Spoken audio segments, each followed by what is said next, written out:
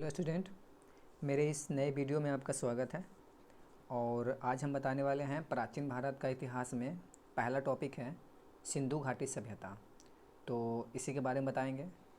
तो इसका जो भी इसके बारे में क्वेश्चन आएगा, ठीक है, उसे मैं अलग अलग, जैसे कि इस तरीक़े से आपको दिख रहा होगा, अलग अलग पॉइंट में बना कर रखा हूँ ताकि आप लोग को समझने में दिक्कत ना हो, ठीक है, कुछ परेशानी ना हो।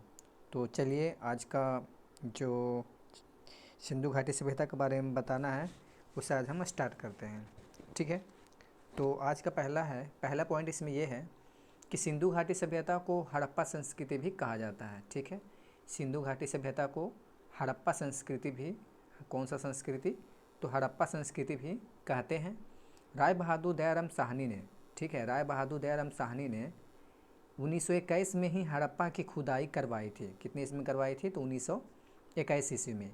सिंधु घाटी सभ्यता का ऐतिहासिक एवं कांस्य कालीन थी। जो सिंधु घाटी सभ्यता का इतिहास था, ठीक है, वो कैसा था? तो कांस्य कालीन थी, ठीक है, ऐतिहासिक एवं कांस्य कालीन थी। सिंधु घाटी सभ्यता ऐतिहासिक एवं कांस्य कालीन थी। अगला में है कि यह भारत की प्रथम नगरीय सभ्यता थी। नगरीय सभ्यता यानी शहरी सभ्यता, जैसे शहर में होता है, ठीक है। तो यह भारत की प्रथम नगरीय सभ्यता थी। कौन? तो सिंधु घाटी सभ्यता। इसके अगला में है कि सिंधु घाटी सभ्यता 2350 से 1750 ईस्वी पूर्व मानी गई है, ठीक है। कितना ईस्वी पूर्व मानी गई है? तो 2350 से 1750 ईस्वी पूर्व तक मानी गई है। सर मार्टिन, नेक्स्ट पॉइंट में है, सर मार्टिमर व्हीलर ने 2500 से 1500 ईस्वी पूर्व इसकी खोज की थी, ठीक है। किसने? तो सर मार्टिमर व्हीलर ने 2500 से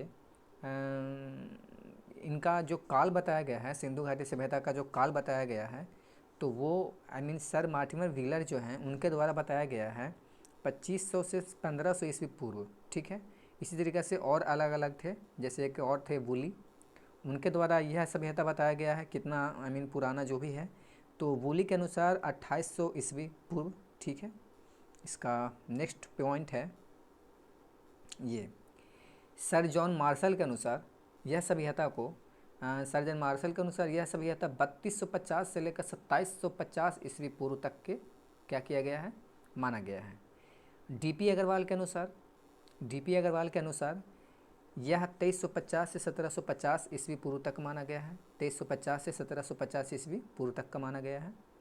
और एक थे एल्विन, ठीक है, और उनके द्वारा माना जाता है कि जो ये सभ्यता थी वह 2150 से 1750 ईस्वी पूर्व का था, ठीक है, 2150 से 1750 ईस्वी पूर्व का था। चलिए नेक्स्ट देखते हैं। अगला पॉइंट में है कि सिंधु सभ्यता का विस्तार या सिंधु घाटी सभ्यता का विस्तार भारत एवं पाकिस्तान में लगभग 1500 स्थलों में पाया गया है। कितने स्थलों में? तो 1500 स्थलों में पाया गया है। सिंधु सभ्यता के क्षेत्र का आकार त्रिभुज का आकार था, ठीक है। जो सिंधु सभ्यता का क्षेत्र का जो आकार था वो कैसा था? तो त्रिभुजाकार था, ठीक है, कुछ इस तरीक़ा से त्रिभुजा आकार था। अगला है, इस सभ्यता का कुल क्षेत्रफल कितना है? तो 12,99,600, ठीक है, 12,99,600 यानी हो गया इकाई, दहाई, सैकड़ा, हज़ार, 10,000, लाख। कह सकते हैं 12 लाख, ठीक है, 99,600 वर्ग किलोमीटर में यह क्या था? ये इसका विस्तार था, यानी क्या था? इसका फैलाव था। अगला है, सिंधु सभ्यता के प्रमुख स्थल कुछ इस प्रकार हैं। सिंधु सभ्यता का जो प्रमुख स्थल है वो कैसा, कौन कौन है, ठीक है, उनका कौन कौन है उनका बताना है कि कौन कौन है। तो उसे हम नेक्स्ट पेज में देखते हैं। देखिए, पहला है हड़प्पा, ठीक है। सिंधु सभ्यता का जो प्रमुख जो इसका स्थल है वह इसमें उन्हीं में से पहला है हड़प्पा, जिसकी खोज दयाराम साहनी ने 1921 में की थी। जिसकी खोज दयाराम साहनी ने 1921 ईस्वी में की थी और रावी नदी के तट पर किया था, ठीक है। रावी नदी के किनारे ही इसका खोज हुआ था। किसका? तो हड़प्पा का। अगला है मोहनजोदड़ो की खोज, ठीक है। मोहनजोदड़ो की खोज राखाल दास बनर्जी ने 1922 में, ठीक है, मोहनजोदड़ो की खोज राखाल दास बनर्जी ने 1922 में सिंधु नदी के किनारे की थी, ठीक है। किस नदी के किनारे? तो सिंधु नदी के किनारे की थी। अगला है पॉइंट 3 में, चिन्हुदरों की खोज गोपाल मजमूदार ने 1931 में, ठीक है, चिन्हुदरों की खोज गोपाल मजमूदार ने 1931 में सिंधु नदी के किनारे की थी, ठीक है, सिंधु नदी के किनारे। अब जो भी किसी भी सभ्यता का विस्तार हुआ होगा, चाहे तो ऐसा कर सकते हैं कि उसके खोज हुआ हो तो अगल बगल में ही, ठीक है, सिंधु नदी के आसपास में ही, ठीक है, या जो जो यहाँ पे नदी बताया जा रहा है सबके आसपास में, ठीक है। अगला है कालीबंगा। चौथा इसका जो स्थल है सिंधु घाटी सभ्यता का, कालीबंगा।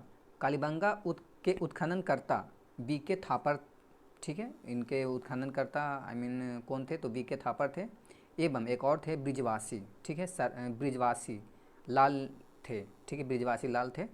और उन्होंने 1953 में घग्गर नदी के किनारे इसका पता लगाया था। कालीबंगा का जो पता लगाया, कालीबंगा का जो पता चला था वो किस नदी के किनारे, तो घग्गर नदी के किनारे, ठीक है। नेक्स्ट पॉइंट देखते हैं, नेक्स्ट पेज में। अगला है सिंधु घाटी सभ्यता का, अगला है जो स्थल है वह है कोटदीजी, ठीक है। तो कोटदीजी के उत्खननकर्ता फजल अहमद है। कोटदीजी के उत्खननकर्ता कौन थे, तो फजल अहमद। एवं उत्खनन वर्ष, इसे कब मतलब कि उत्खनन कार्य में कब इसका स्टार्ट किया गया, उत्खनन कार्य कब स्टार्ट किया गया, तो 1953 में। और किस नदी के किनारे, तो सिंधु नदी के किनारे इसका भी क्या पता चला है।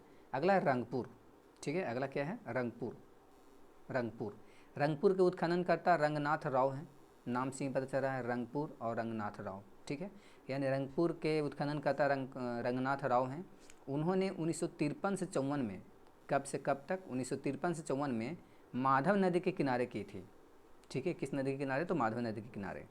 अगला है 7 में, लोथल के उत्खननकर्ता रंगनाथ राव हैं। लोथल के उत्खननकर्ता कौन थे, तो रंगनाथ राव। उन्होंने 1957 से लेकर 58 में भोगवा नदी के किनारे, किस नदी के किनारे, तो भोगवा नदी के किनारे इसका पता लगाया था, ठीक है। अगला है आलमगीरपुर के उत्खननकर्ता यगदत्त शर्मा हैं, ठीक है। आलमगीरपुर के उत्खननकर्ता कौन हैं, तो यगदत्त शर्मा हैं। उन्होंने 1958 में, कब, 1958 में हिंडन नदी के किनारे इसकी क्या की थी, खोज की थी। और एक लास्ट है बनवाली के उत्खननकर्ता R.S. बिष्ट हैं। उन्होंने 1974 में, ठीक है, रंगोई नदी के किनारे इसका पता लगाया था।